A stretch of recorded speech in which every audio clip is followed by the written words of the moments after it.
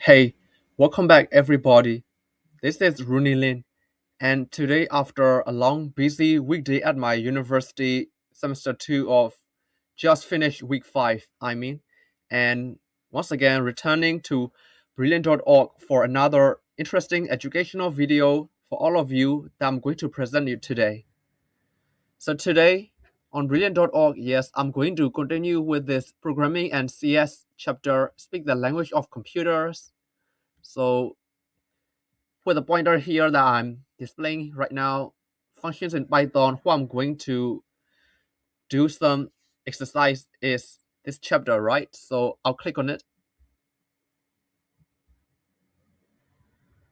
Yes, functions in Python. Previously, I've done this chapter called functions, and today I'm going to continue with calling functions. So this one currently allocated. So I'll begin this lesson exercise by clicking on this start button. All right, there it is immediately. Let's get this started. Write a function that returns th when the input is h and returns the input otherwise. Let's see. Def so here. Expand h character. That might come first. If character equals h, return th. Else return character. Right? I think this is the correct function. I've just inserted, so it should execute properly. Let's check it. Of course, that's simply correct. Let's click on why. Yes, the explanation tells us that the function expand line dash h bracket character checks if character equals h. If so, returns th. Otherwise, it only returns the original character. Simple as that, isn't it? So I'll click continue here. Another one here. It says test the expand dash line h function on 3 different input values. These remain the same, line 1 to 5, so last 3 lines, line 7 to 9 is what I should provide the correct output. So here, put value, so H, E, Y, right? Let's check. Of course, that's correct again. Let's click on Y. Yes. Explanation again tells us that test the function with all 3 inputs H, E, and Y. And the function would return th for h and the original character for the others. If I press run again, that's the simple execution of characters that gonna provide the correct output as expected. Anyway, continue. Here's another problem. Call the function to decode the message. This message he saw is on the above. Oh yeah, HITH. H return th character. Line 1 to 8 remain unchanged, so here. For letter in message, yes, not Y. It should be 4. Print expand H. Yes, H letter, and I think that should be the correct execution. Let's check. Of course, that's correct again. Let's click Y again. Yes, the explanation tells us that the loop iterates through each letter in message. Yeah. Calling expand dash line H bracket letter replaces each H character with TH to reveal the sloth is on the path. So if I click run again, the correct output has to be executed, right? Just simple execution that you all will get some understanding. Anyway, continue. Here's another problem. Call the function to decode the reply. Reply looks like this. H and DH backwards, so like kind of start from back to front. H character return TH, that's the same. So from line 10 to 13, I should click on it. Yes, then reply -1. Y. Let's then reply H. H, sorry, that's reply. I minus 1I, and then I think that should be correct. Let's check it for the first attempt. Oops, slightly incorrect. These two. Why, they should be correct. Greater than 0, so it should be letter again, right? Just slight difference. Let's check for the second attempt. Oh yeah, no letter, sorry. It should be another one. Reply I. Seemingly, yeah. Oh, that's luckily correct. Let's click on Y. Yes, starting from the last index of I equals len reply minus 1, the loop goes backwards by decrementing I minus equal 1. Reverse backwards, so minus equal should be correct, until it finishes the first letter greater than equal to 0. I index equals 0. Calling expand H reply I decodes each character in reverse order. So if I click on this, the panda sleeps on Thursday. Oh yeah, so just backward reverse execution. But okay, never mind. Several attempts then only get it right. Anyway, continue. Let's move on, shall we? Yes. Here's additional statement. When calling a function, the input can take different forms. This one, line 10, print, line 13, print, and end with apostrophes, and line 17, print, reply, and is again apostrophe. So here it is. Lines 10, 13, and 17 call the expand dash line h function with a literal string h, a string variable letter, and an index string reply bracket I index. Continue. Okay, this time simply decode the message. Include the highest end. Oh yeah, here. I think we should choose a correct format as required.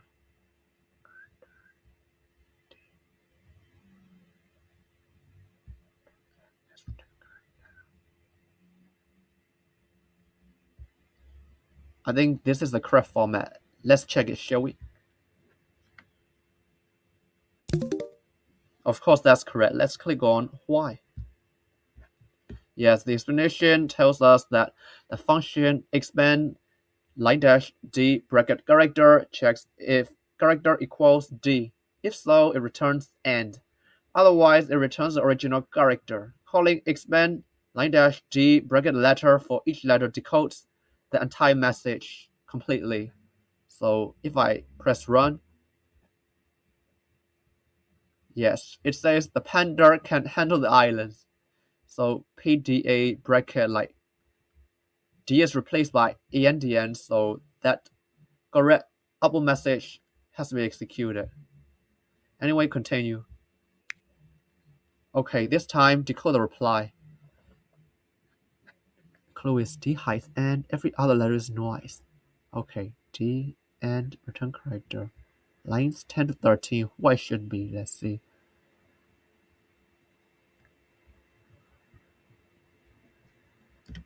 Why len bracket reply? Yes. Print expand reply.I, right? So every dot is noise, so it should be 2. Let's check it.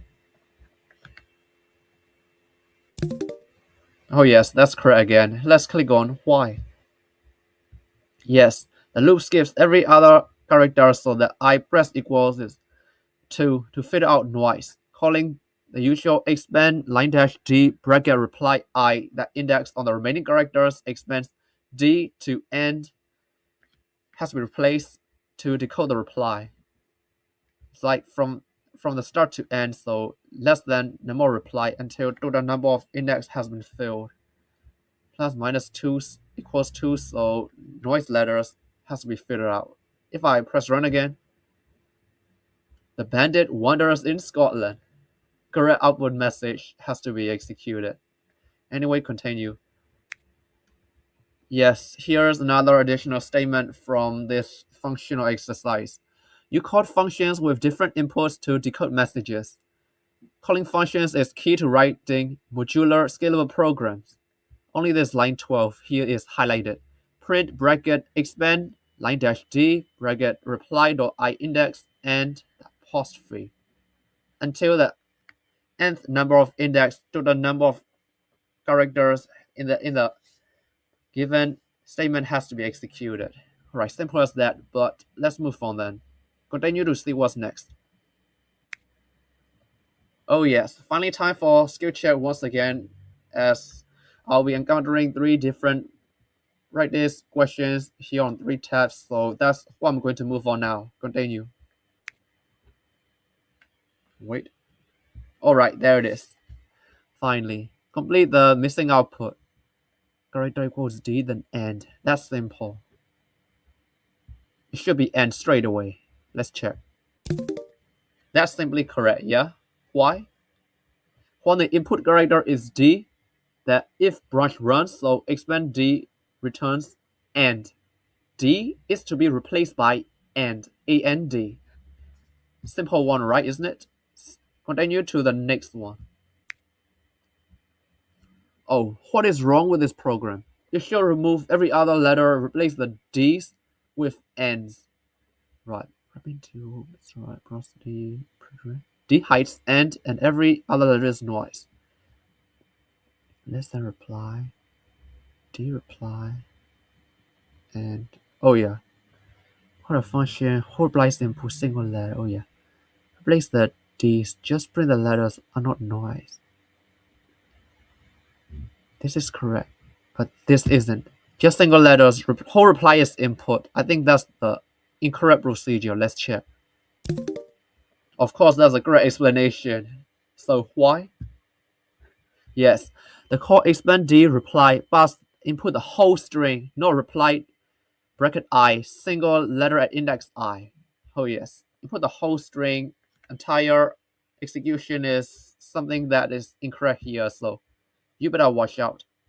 Anyway, continue. The last question to be encountered will be?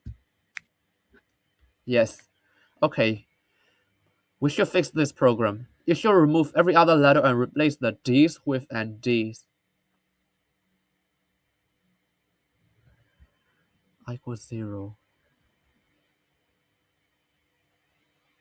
Why I bracket len reply? That's correct. This is incorrect. Print expand line dash D reply. It should be that I, right? Let's check it to see if the function will be correctly executed. Oh yes, that's finally correct now. Let's see why. Yes, explanation simply tells us that passing reply index I to expand line dash D sends one letter at a time, so D's become N's, A-N-D, right? Simple. The output message, wait, is the bandit the panda? Kind of metaphorical message output, which was somehow fascinating. Anyway, I've just successfully encountered 3 practice questions, skill check, no mistake, no problem at all. So I'll click this finish tab to conclude now.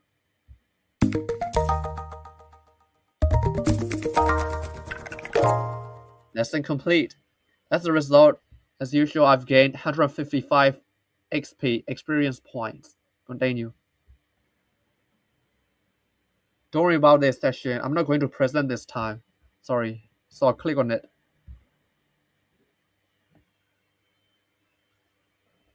Alright, finally, I'm back. The next exercise, reusing functions, is what I'm going to complete, but here, like, lock keys mean today I cannot proceed any other courses because they have a regular number of 2 keys per day limit. So I'm not allowed to proceed after I complete 2 different exercises in a single day during 24-hour duration. Function in Python. So I'll click on this. I'll go back to this home tab to recap what the home page is about. Oh yes, you can see like back from the home page, not this one. So recap here, 8 consecutive days in a row. I've done on Friday. Constantly top 5 advanced, just 2 days left to go. Function in Python is just what I've just stepped down after completion. Tungsten League, yes, currently third place in top 3. I might have the opportunity to go up a league if I expand. First place is, oh my god, over 2000 XP. Scroll down. Advancing to next league is only top 5. Remaining players in the league will be all of this 6th position from all the way to 25th, while bottom 5, 26th to 30th, go down to previous league, this one. That's how Brilliant.org League regularly works weekly, depending on how much we've engaged and performed throughout selecting courses and doing lots of chapters and exercises. That's it all for today's educational recording videos that I've presented to all of you. Thank you very much for watching. I'll have to quit this session for now. See you next time. Bye for now.